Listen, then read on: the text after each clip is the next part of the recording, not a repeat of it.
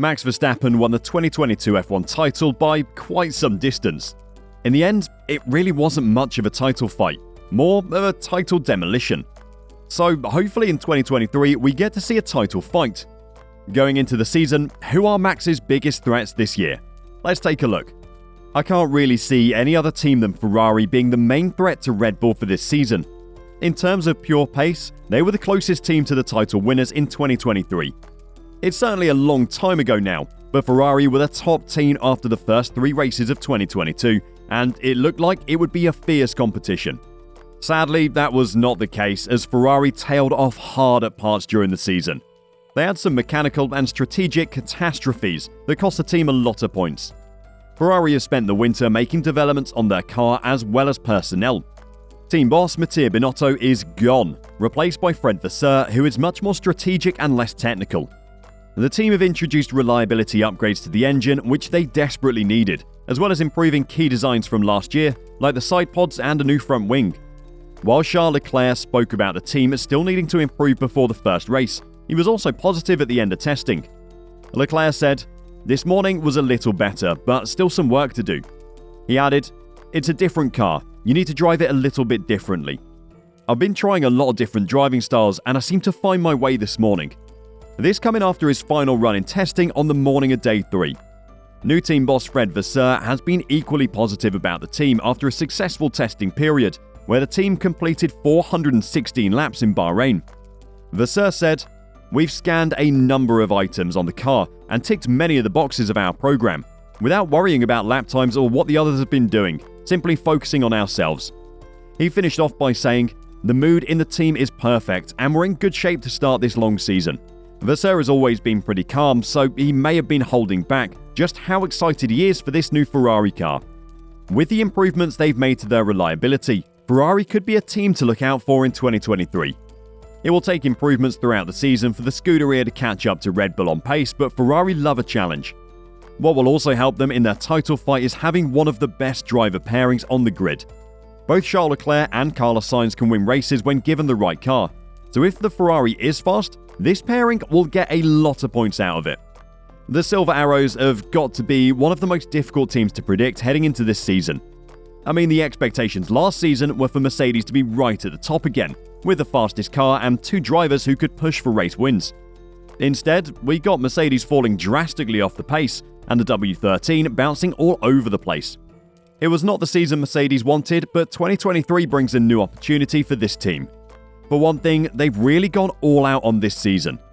Mercedes have taken the brave decision to continue with their zero side pod design, which produced mixed results in 2022. There were talks about them getting rid of the design due to aerodynamic issues last year, but Mercedes instead decided to develop the concept rather than throw it away. It's one hell of a risky move for Merc, as most other teams have gone for side pods, similar to Red Bull or Ferrari, who were the 2 most successful teams last year.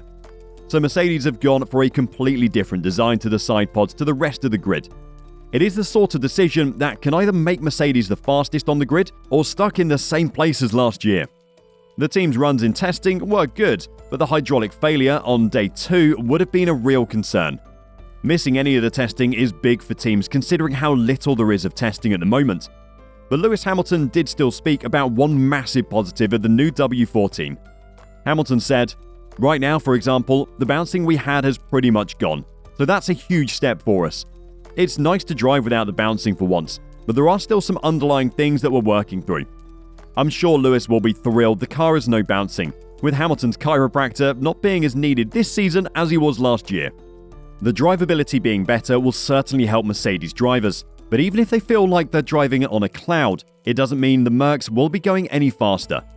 That pace still seems to be lacking, but what will have pleased Mercedes is that Lewis did the second fastest lap in testing.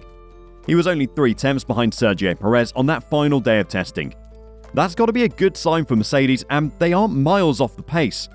Considering they've always been good at developing a car throughout the season, Merc could easily threaten Max Verstappen.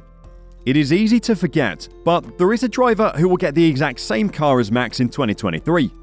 That man partnering Max is Sergio Perez, and he would not be the first teammate to defeat the reigning world champion. F1 fans will remember another driver who won 2 titles in a row before his teammates surprised everyone by defeating him in the final race. Nico Rosberg did this to Lewis Hamilton only 7 years ago. So could Checo do it to Max? No. Okay, of course there is absolutely a scenario where Perez could become the best driver on the grid overnight and probably threaten Max. But the evidence of the last few years does not hint at that happening. On pure pace, Sergio never really got close to Max, and it was the same as the season before that. I'm sure it won't help Checo that this Red Bull team is built for Max. It is part of why Daniel Ricciardo, Pierre Gasly and Alex Albon have all struggled in that Red Bull second seat. So far, Perez's comments after testing have been very team-focused, saying, "I think the team has done a tremendous job.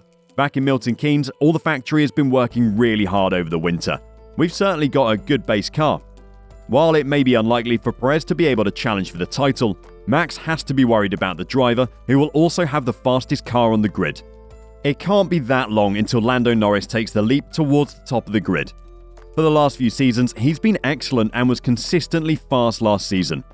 I know his former teammate Daniel Ricciardo certainly drove under par, but Lando was by far the best of the rest and claimed another podium to add to his list. Considering he will have only just turned 24 by the time the 2023 season finishes, Lando still has a lot of growing to do. His breakout season can't be far away, as McLaren seem to be trending in the right direction. He does not necessarily need to contend for the title this season, as I'm sure Norris will have plenty more opportunities later in his career, even if he stays at McLaren.